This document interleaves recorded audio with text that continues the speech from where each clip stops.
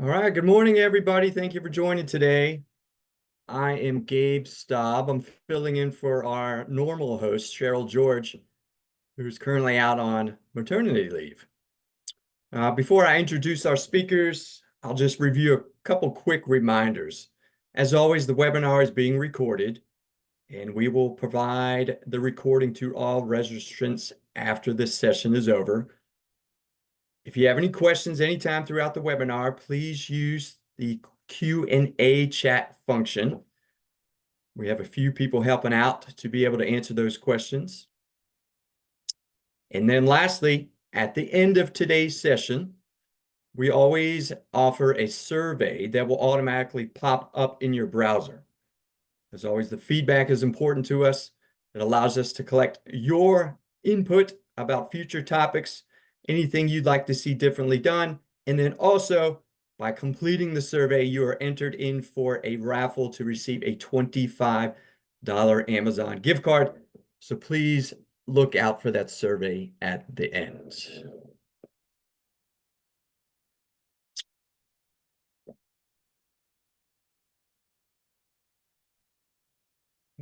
Right. Thank you, Darian. Okay, so introducing our speakers today, we have Sarah Bradley, Director of Behavior Health Utilization Management here at Blue Cross. We have Kim Evans. If you attended our healthcare symposium, you heard Kim speak. She's Principal Project and Program Manager. We have Tashia Medley, also known as Ty. She's our Senior Project Program Manager for Behavior Health. And finally, but not least, we have Tiffany Drawn, Team Leader Care Navigation. And we also have a couple other panelists behind the scenes to help answer some questions.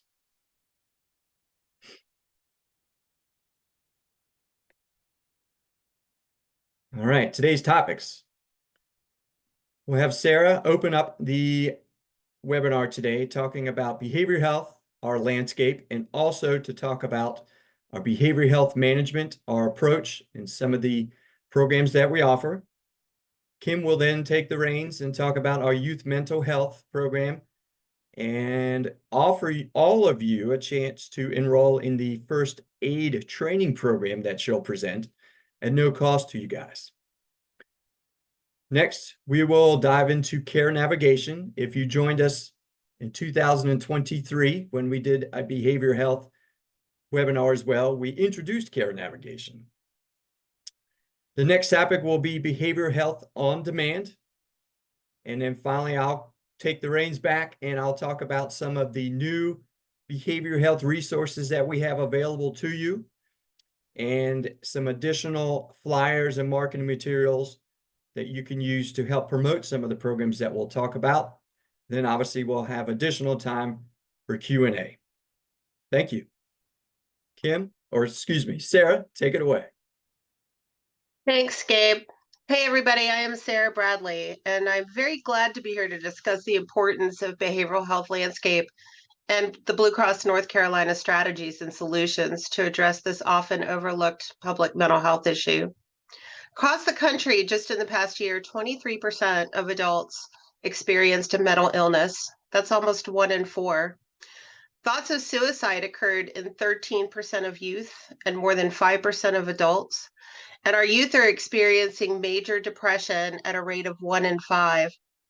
Substance use disorders are prevalent across the country, impacting 9% of youth, and the majority of the population struggling with substance use disorders do not receive treatment. As we all know, substance use disorders and mental health conditions impact not just the individual, but families, communities, and employers as well.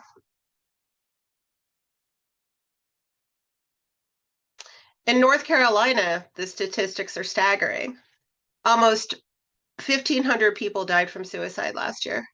22% have a mental illness, and 5% have a serious mental illness.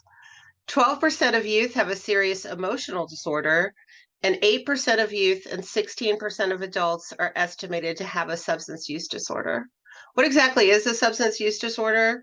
Well, it's more than just the occasional user of alcohol or drugs or experiencing in school. A substance use disorder is a complex condition in which there is uncontrolled use of a substance despite having harmful consequences. Employers are feeling it too. We know you're feeling the impact of this as well. Nationally, productivity loss due to just depression is around $50 billion, and substance use disorders accounts for $81 billion in costs. Unmanaged mental health issues also contribute to unsafe work conditions, poor morale, and the newest trend being tracked, presenteeism. Presenteeism refers to employees attending work while ill, resulting in productivity reduction, lower quality of work, and an increased risk of developing health disorders. Blue Cross North Carolina is doing a great deal to help our members get the right care at the right place at the right time. Behavioral health is foundational to healthcare. Blue Cross and Blue Shield of North Carolina will transform the behavioral health system and be a catalyst for improving the health of all individuals with mental health and substance use disorders. That slide's a little wonky there. But we do have a vision and we have a purpose. We won't stop until healthcare is better for all. This statement grounds us in how we are looking at disparity and how we are looking at what healthcare it is. It is defined as care of mental health, physical health, and community issues. We see that sense of interconnection and how we are addressing it, focusing on financial sense in addition to human sense. Our overall goal is to help people live their best life. We have a comprehensive approach on how we're going to help people live their best lives, and our strategy can be divided into segments depending on the level of mental health care need. Our key focus areas include services and strategies for the entire population, from improving access with care navigation, focusing on youth, and providing same-day treatment services to managing member needs, through case management with multiple programs, including having case managers on site at our higher volume facilities, and collaborative care, to our relationships with providers, members, communities, and our clients. And some of the additional panelists are going to speak more about these programs a little later on in the presentation. This year in utilization management, our utilization management program implemented an innovative substance use disorder track. One clinical staff member follows each patient through the entire continuum of care, from detox through inpatient to outpatient services, ensuring appropriate discharge plans in place, and coordinating with the providers to identify and eliminate barriers to a successful recovery and to prevent relapse and readmission. And it looks like we're off by one slide, so I'm going to advance just a little bit. You can go back to Kim to be on care management. There we go. Our care management program consists of multiple different programs to target populations in their specific need. The team consists of licensed nurses, social workers, and peer recovery support specialists who work directly with members and families to access the right care at the right place at the right time. As you see, there's some phone numbers on there for referrals and an email address on there as well. And Tiffany will provide you some more information about our care management and care navigations program. But I did want to point out that there are some links on there to the phone number and the email address. For utilization management, we're thoughtful about the prior authorization process. Services are reviewed on a regular basis for prior auth appropriateness, considering rates of approval, medical necessity of treatment, provider relationships, and fraud, waste, and abuse trends.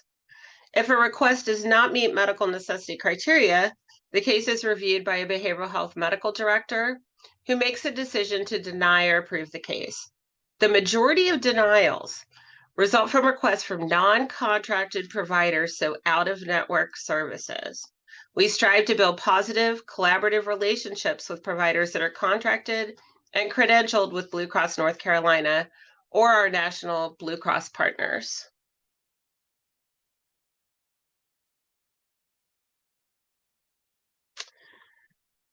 The Behavioral Health Network team works closely with our clinical team to identify barriers to access and addresses those concerns via a network strategy that focuses on growing and optimizing the network. Alternative access, such as telephonic and virtual services, allow our care navigation team to find members the most appropriate and timely care focused on their specific issues. To ensure Blue Cross North Carolina has the most comprehensive and high-performing behavioral health provider networks in the state, we have an evolving strategy.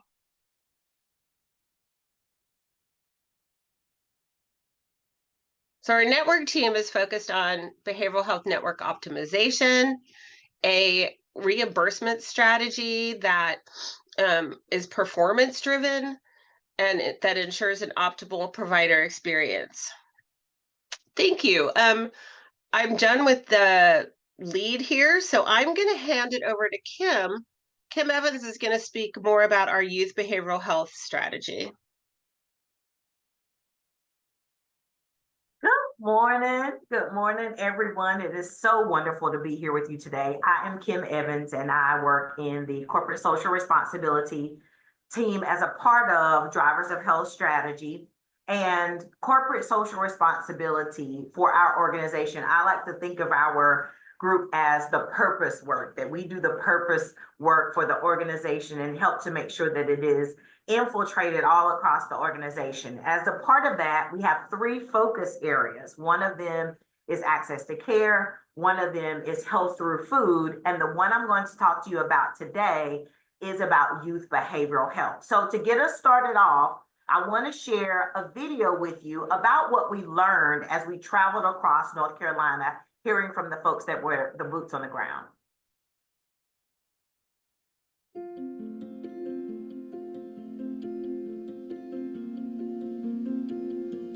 As we traveled across the state and we asked the people and communities, what can we do for you? What they consistently said was, we are worried about the mental health of our youth. We also heard about the power of mental health first aid training. And so for us to feel like we could truly understand it, we needed to go through the training, and that's what we did today as a team. What we're doing in there is we're bringing leaders across the state together through Blue Cross that can make a difference today, not in 10 years from now. Stigma is such an important key in shifting culture and really engaging and encouraging help-seeking behavior. The youth of our state are really suffering. It's hard what they're navigating. They have the pressures of just being a kid. They don't really know how to process and navigate the pandemic that we've all lived through. They're trying to figure out how to navigate social media and what that means for them as an individual, for their body images, for how they feel about themselves, how they compare themselves to their peers. It's a lot of pressure. I'm a family physician by background, also a dad. And when you hear numbers like 1 in 5 youth in America today are experiencing a mental health challenge, that's actually incredibly scary. We need to have the people working with our youth have basic language and understanding so that they can have conversations and be most helpful in their interactions with kids and really understand this is a problem, this is not a problem, and what then needs to be referred for further care. It's about caring about people. We cannot abandon them. No one's expecting them to diagnose and treat. That has to happen with a licensed mental health professional. Once you've gone through mental health first aid training, it's actually a lot easier than you think to be able to help someone who is experiencing a mental health challenge or in crisis. This training gives you the tools and the ways to ask questions and think that could really save a life. We learned a lot. We made connections. We made friends. We made commitments. This training is not the solution. What it is is a great first step, the beginning.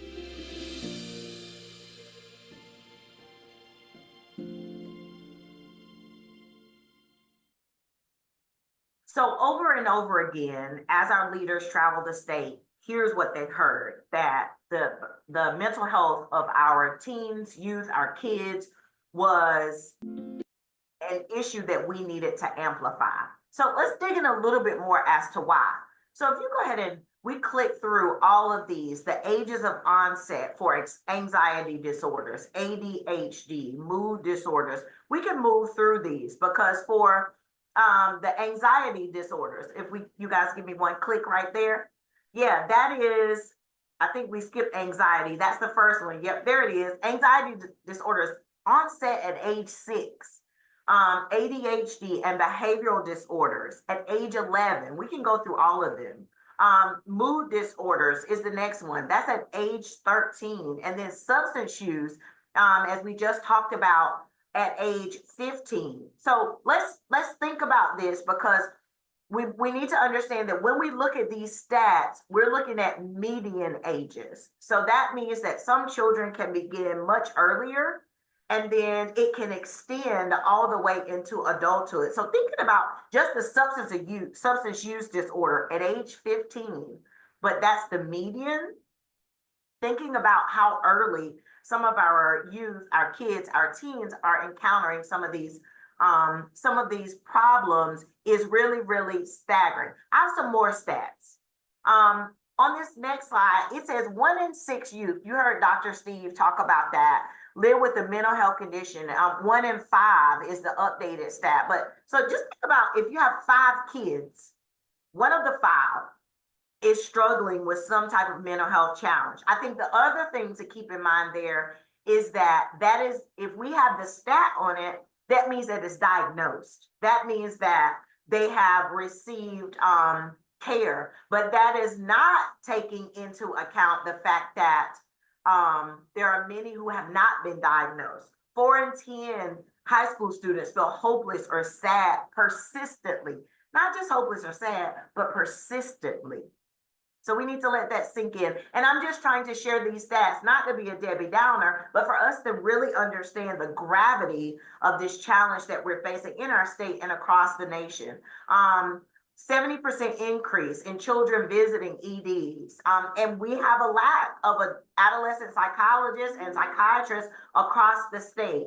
And our emergency departments are overwhelmed. So what's happening a lot of times, because we don't have adequate providers in certain areas, is that these young people are going into the emergency department who are ill-equipped, not prepared, not trained to handle, and it is perpetuating a cycle where they're coming back over and over again because they're not getting the care that they need. So what is Blue Cross NC doing about it? We've outlined the problem, but what are we doing? So we're attacking this from many levels. This is one of the corporate social responsibility signature initiatives. And this means that we are committed to this work long-term. Convening partners. Cara Nova launched earlier this year a statewide coalition to work to address this problem, to identify the key issues, and then come up with a statewide plan to impact it. We were the first, Blue Cross NC, at the table, and we continue to be a leader and a voice in that statewide coalition. And then we did some internal things, dealing with our behavioral health rapid response, adding on additional providers across the state, over 2,000 of those added into the network. And then we worked on some of the solutions that we know already work and began to fine tune those to make them more accessible and make them more friendly to our members and community who are trying to assess them. So I'd like to show you one more video that I think will be impactful. Hello, Mrs. Jones. Hey, CJ. Coach. Emma. Mom. Last year, I experimented with painkillers, and then I started taking them every day. 174 days ago, I started intentionally vomiting after meals. My anterior cingulate cortex has a population of overactive neurons. Cutting my arms has become a compulsive behavior. I started having suicidal thoughts. Can you help me find the proper support and medical resources? Can you help me research the best treatment facilities? I'd love to chat with you about ideas on how to help manage this.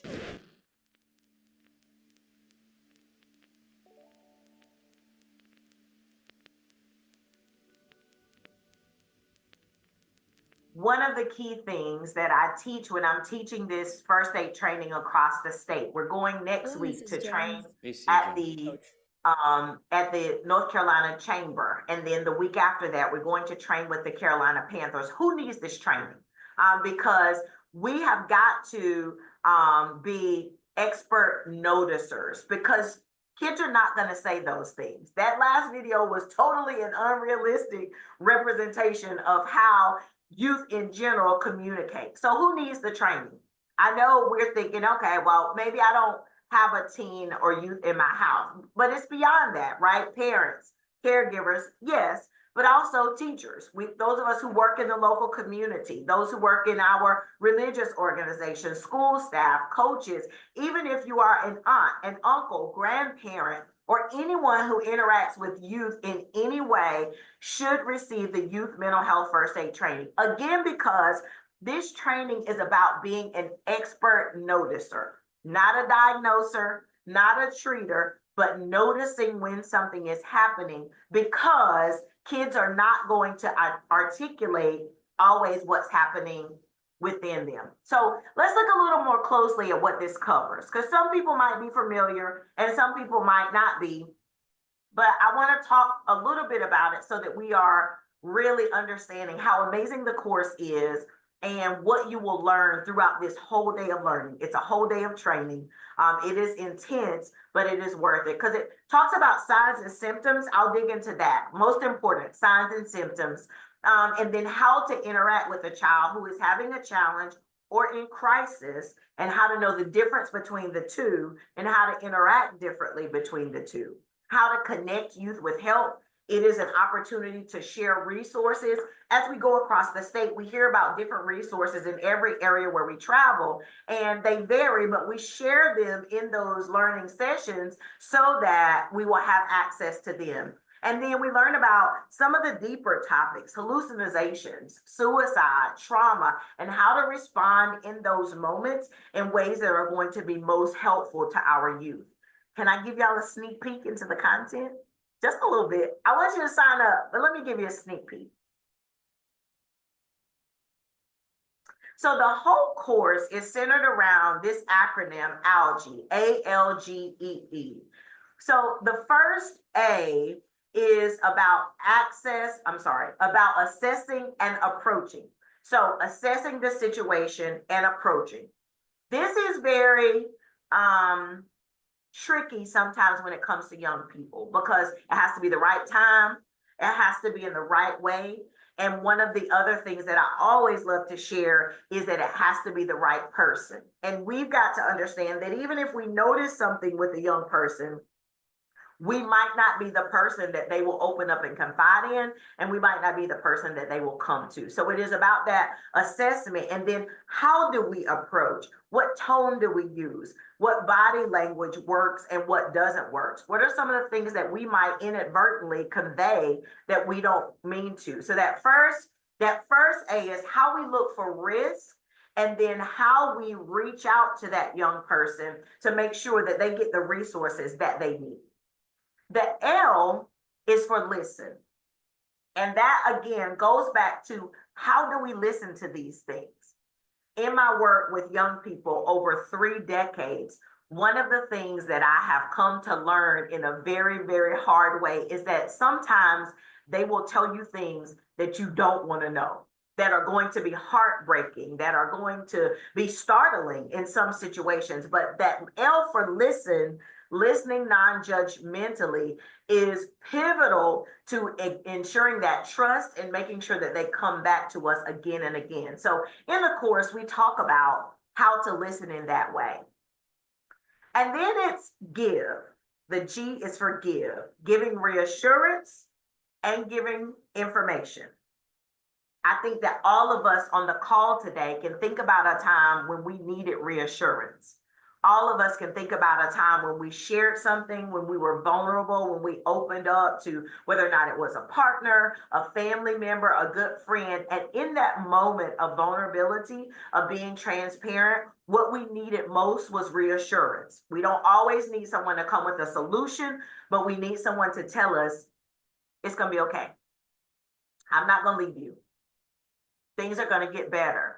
And I think if we think back on those moments, all of us can probably pinpoint one of those moments. If we think back on those moments, that person giving reassurance to us was one of the things that probably helped us to push forward, to be able to get help, to keep going, to do whatever it is we needed to do. So that reassurance is very important. And then give information. Remember, youth mental health first aid training is not teaching us how to handle someone's problem for them. It's not about the treatment. It's not about diagnosis.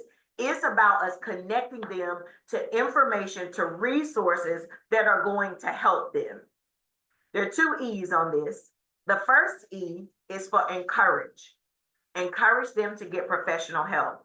We know that in certain communities, in certain social groups, there is a lot of stigma around youth mental health. It is stigma for the parent, feeling as if there's something wrong with them, and for the child. There's stigma that believes that once a child has a mental health challenge, that they will always be mental health challenged, which is not true.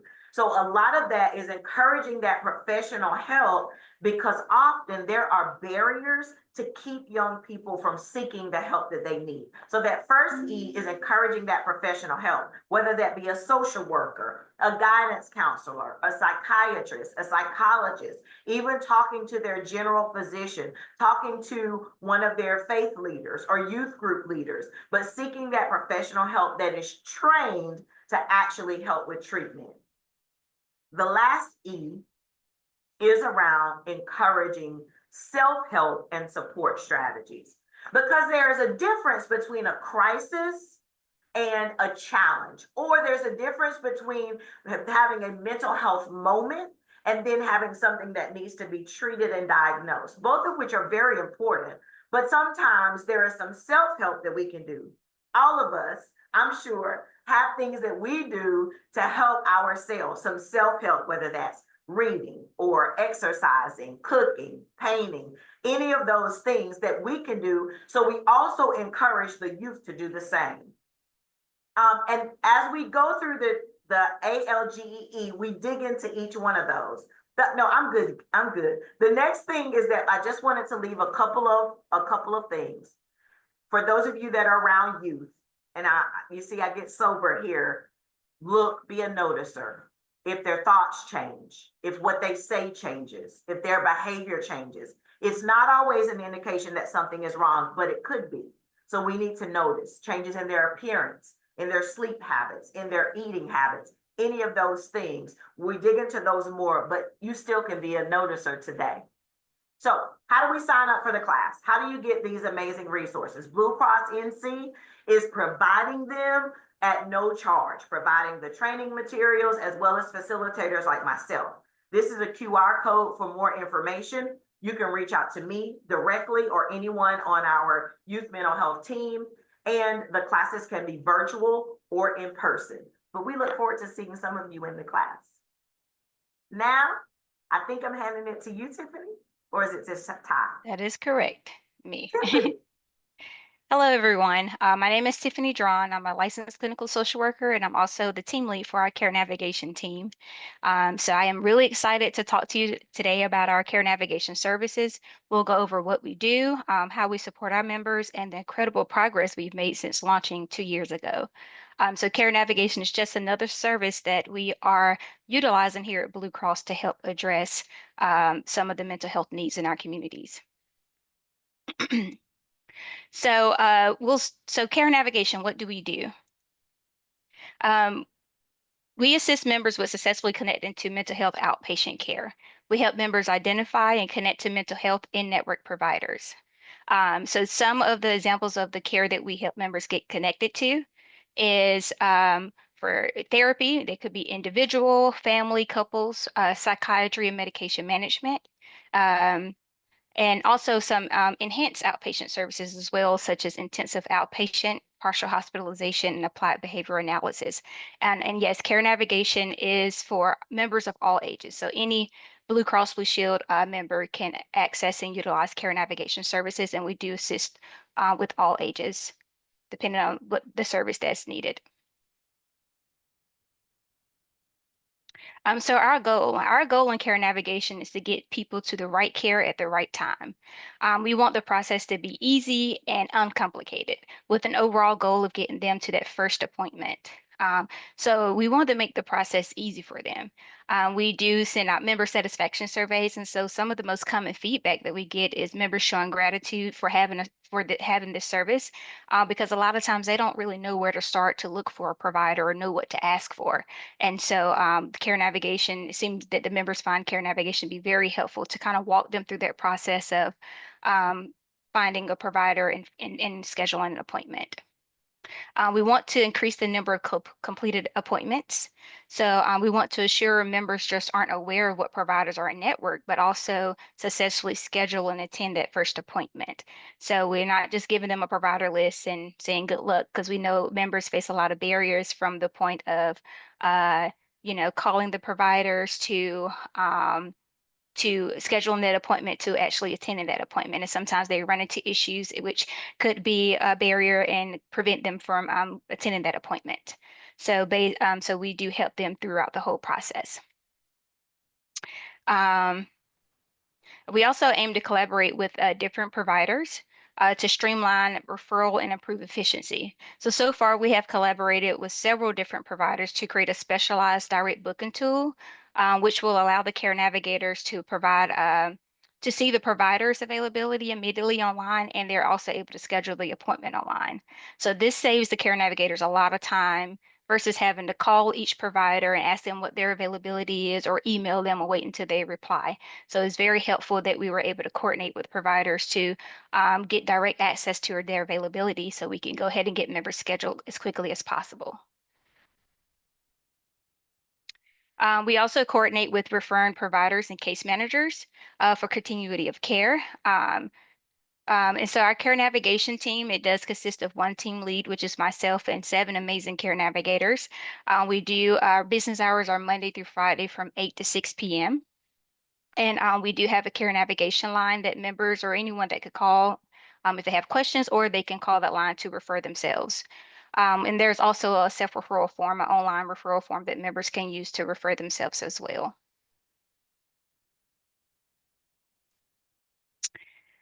So next we'll go over the care navigation process. So we will go over what that looks like. So now we know what care navigation does. Our primary goal is to get members, help them get connected to their appointment and the care that they need.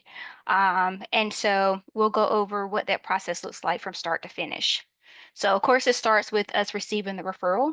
We have 3 referral sources that the member's provider can refer the member.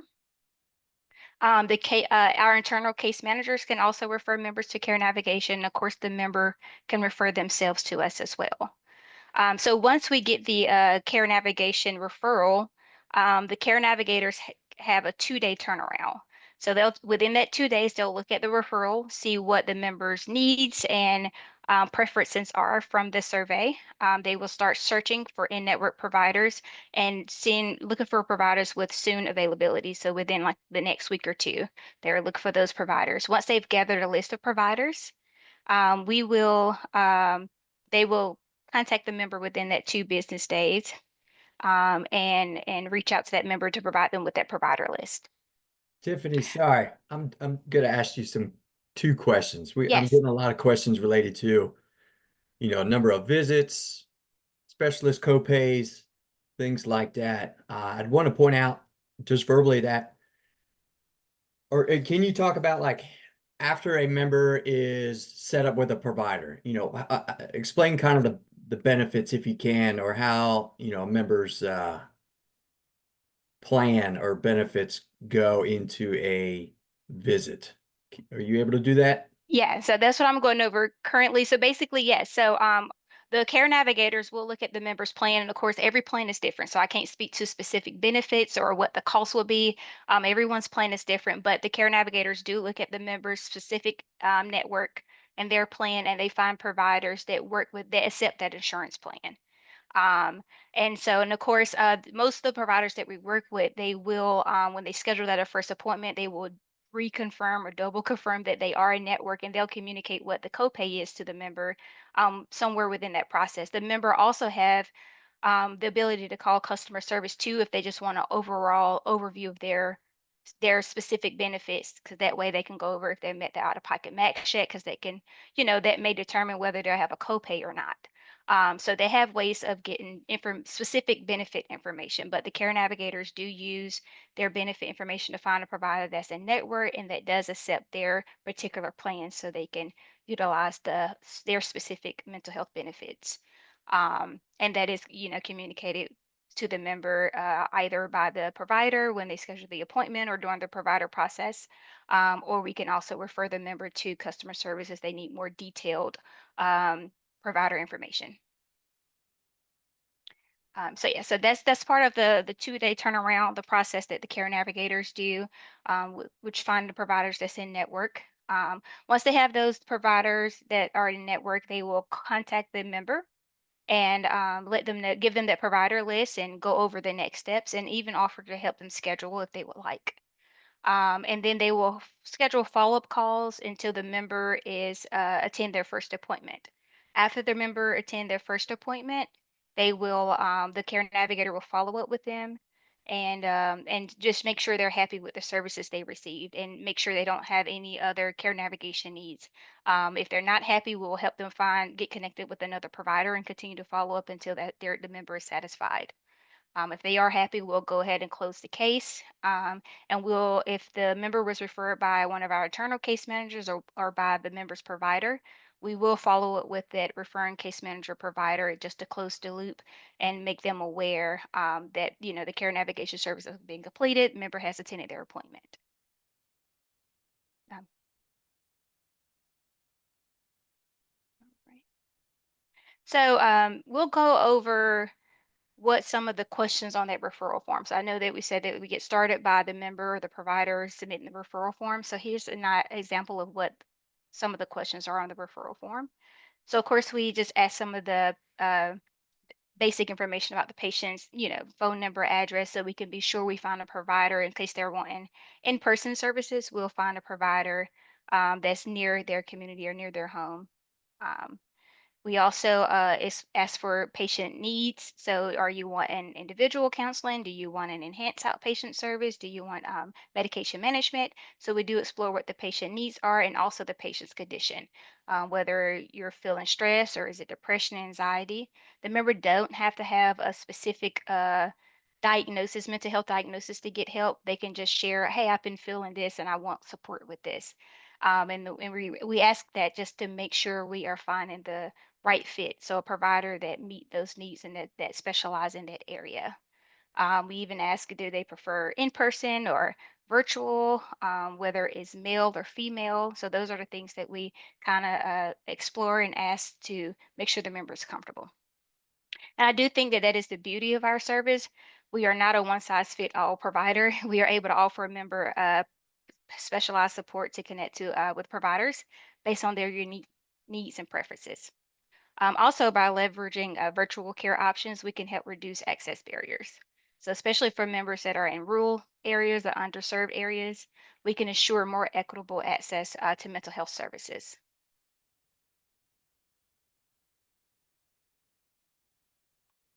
So now we'll just go over a scenario to show what it may look like for a member to use care navigation services.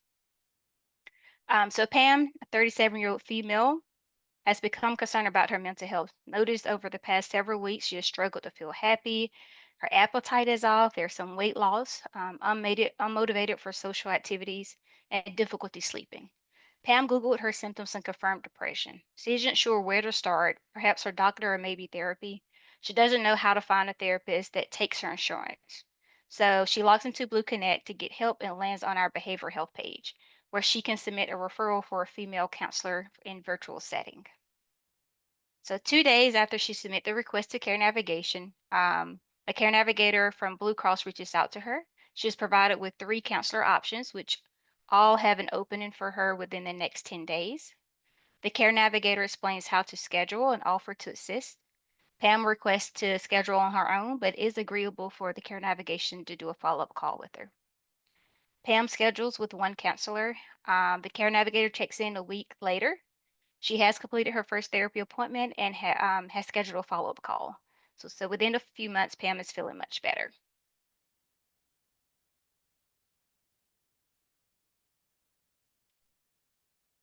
So now, since we've gone over all of that, we're going to go over an overview of how care navigation has succeeded over the years. So we went live in March 2023. And so the data that you see here on this slide is from the start date of March 2023 till up to this year to May 2026, 2025.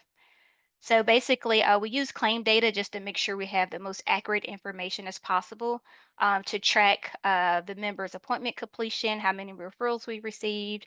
And so this data is up until May 26th. So since launch, Care Navigation has seen much success.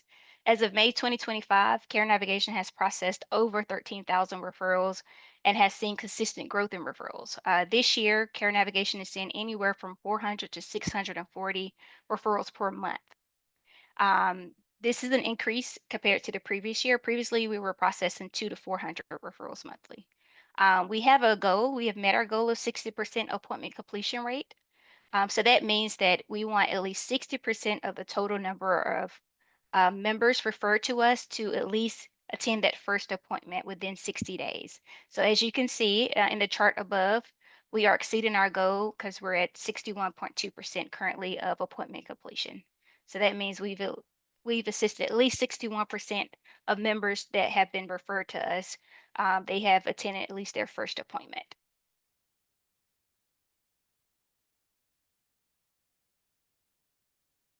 So what and then we're not stopping there. Basically, we are still continuing to improve and add enhancements just to make it easier for members and to be able to process these referrals as quickly as possible.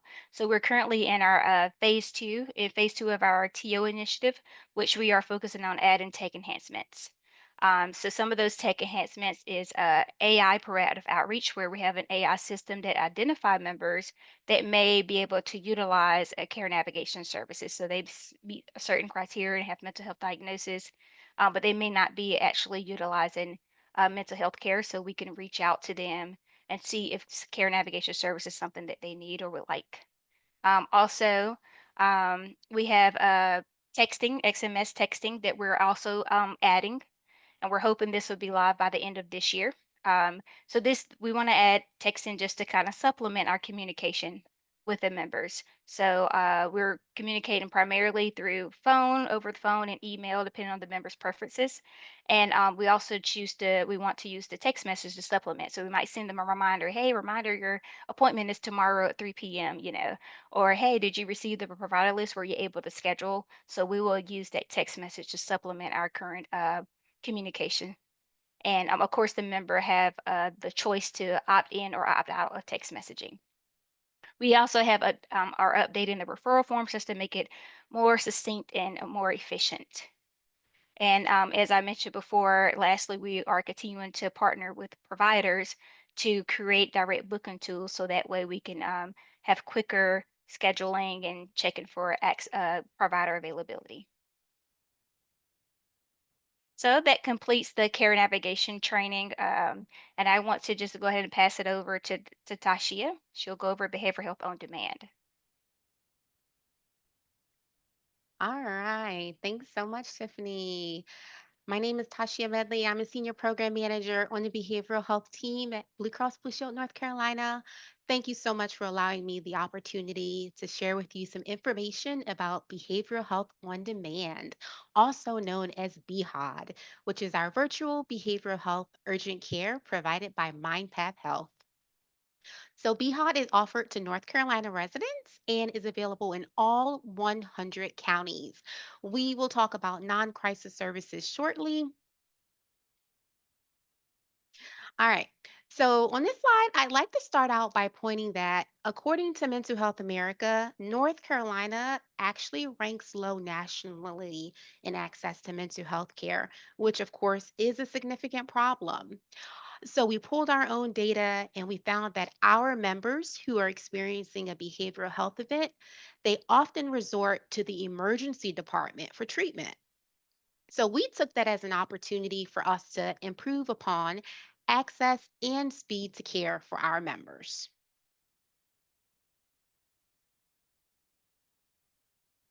We can move forward.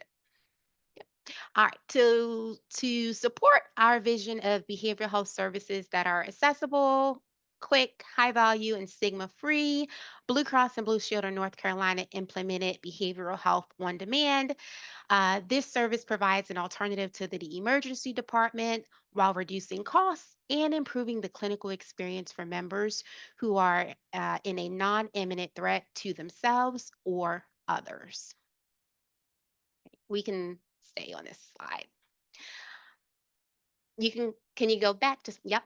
So back one more.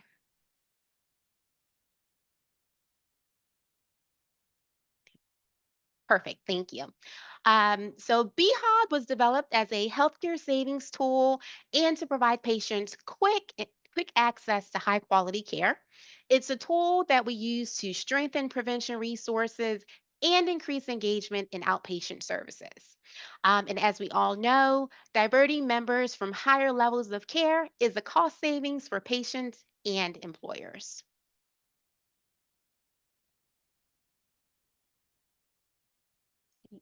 Yep. All right. So, when a member is having a behavioral health event, and again, this is a non imminent threat, a member can see a behavioral health provider the same day. In the privacy of their own home, they can meet with a provider virtually. A member can easily self refer by phone, email, or through an online portal. Additionally, one of our behavioral health case managers, one of our customer service professionals, or protocol, our crisis vendor, they can just warm transfer a member to the provider as well. The service is available Monday through Friday, and patients who are in the queue before 4:30 p.m. will receive same-day service. If the member calls after hours, they would simply leave a voicemail, and the provider will give them a call on the next business day.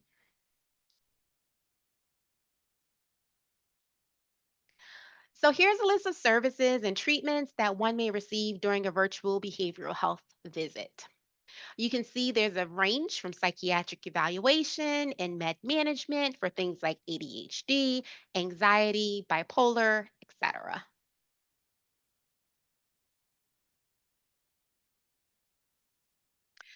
So, in addition to services and treatments offered by the provider, they're also offering interventions such as providing a safe and comfortable atmosphere for our members to have these tough or difficult conversations.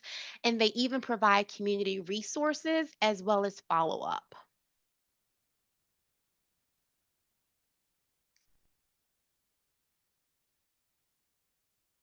All right. So let's talk 2024 performance. Here's where I get really excited because 1,422 members of Blue Cross NC had a BHOD visit in 2024. 89% of those patients were seen the same day, and 99% of patients completed a PHQ-9 or a GAD-7 to assess symptoms of depression and anxiety, which is huge. And just to give you some additional context in terms of the patient demographics for those visits, 68% were female, 32% were male, 92% of the patients seen were between the ages of 19 and 59. And the top five areas where the members lived: Raleigh, Durham, Charlotte, Asheville, and Clayton.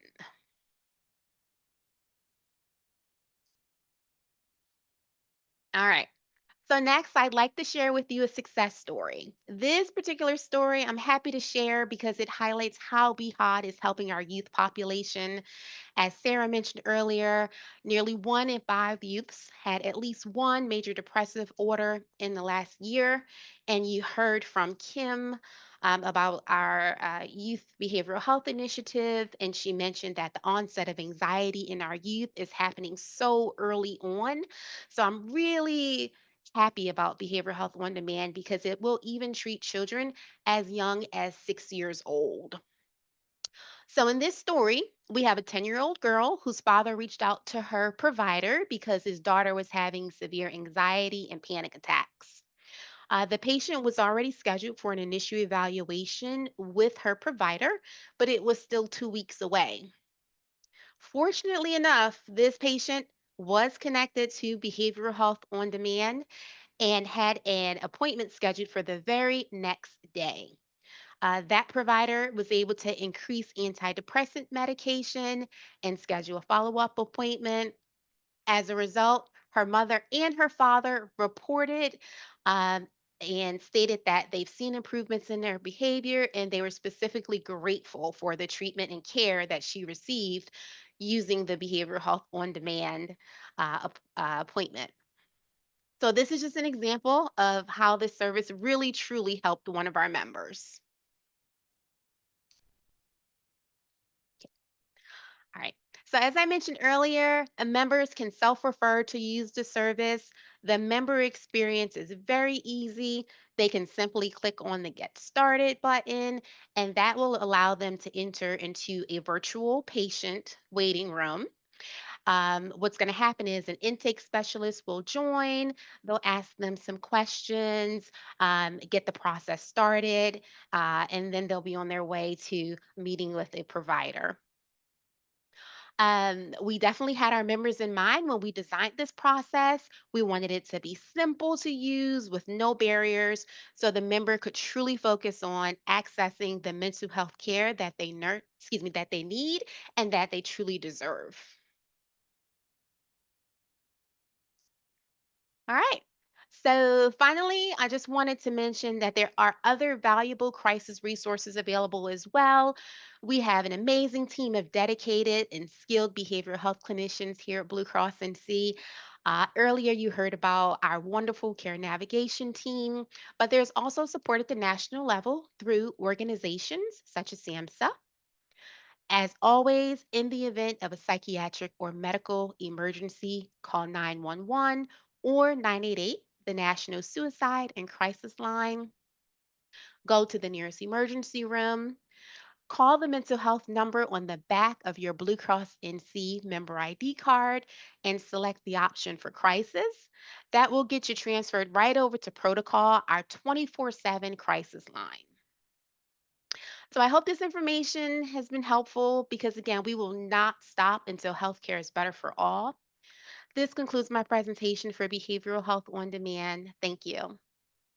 Ty, thank you much. Quick question. Sure. Does Behavioral Health on Demand provide ongoing care? So it's not designed to provide ongoing care. However, the goal is to get the member into the continuum of care, into the ecosystem. So if a member does not have a dedicated behavioral health provider, MindPath would definitely, step in and encourage them to see a provider at their location. Um, if the member does not decide to go with MindPath, then we would refer them back to like care navigation to Tiffany's team so that Tiffany could work with them on finding a provider. Thank you.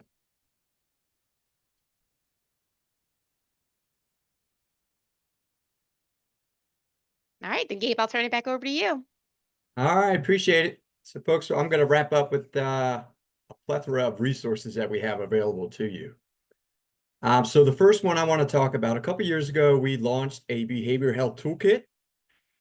And recently we have revamped this toolkit with the hope of kind of springboarding engagement with your employee population. So there are a few things in here that are ready to use, such as a great 2-minute video that you can send out to your members.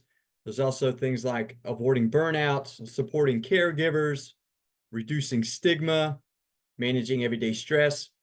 There are flyers, there are advertisements, there are things that you can just use for your employee population. So to get access to this, I think starting in May, you may have received an email from your sales account team. If you haven't, that's okay. We will provide the link to where you can access the toolkit and all things that are associated in there.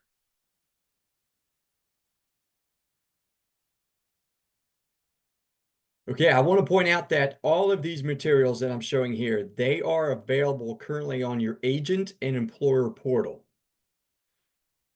After this webinar, we will also provide these as an attachment for you in the follow-up email. But I do want to call out a couple things that are available. One, we have a brain shark that talks about, that is member facing, about all of our mental health and substance use programs that you can send to your members. The next one is called a behavior health resource one-pager. It's not technically a one-pager, but depending if you have certain programs like Teladoc Health or some other programs, we have a 1 to 2 page flyer that talks about all the programs that we have here that we talked about today. It tells the member where to go, how to access them, and what's kind of the purpose of the program. In addition, you can customize this one pager to include your company logo. And if you have things like your own EAP or you work with other community partners, you can edit the flyer to put those in as well. If you have Teladoc programs, such as Primary 360, Teladoc also offers, we didn't talk about that today, but Teladoc also offers virtual behavioral health care. And if that's something that you offer your employees, we also have that flyer that you can help promote. We have a behavioral health on demand flyer as well. And we also have a flyer on a program we did not talk about today called Behavioral Health Total Care. If you have questions about how to access your agent or employer portal, we certainly advise you to reach out to your account manager who works with you directly, and they can help you out gain access. But again, I will also include these in the follow-up email that we send out.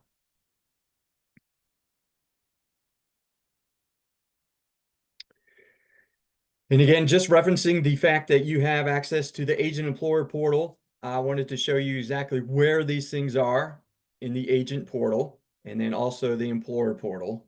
That's where you can find all these things.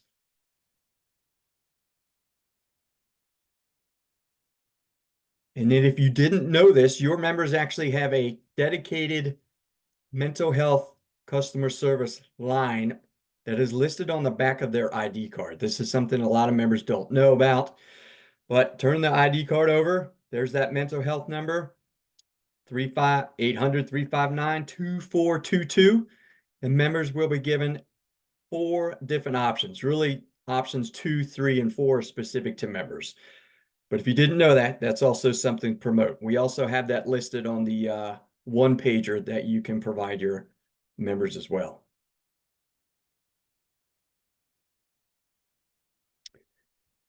And this is a quick snapshot of the public web page that's available to members. They do not have to log in to see this page, but this lists all of the programs that are available to members. And if they click on it, it will direct them to that program, such as care navigation, behavioral health on demand, same-day care, those types of things. So another resource to promote.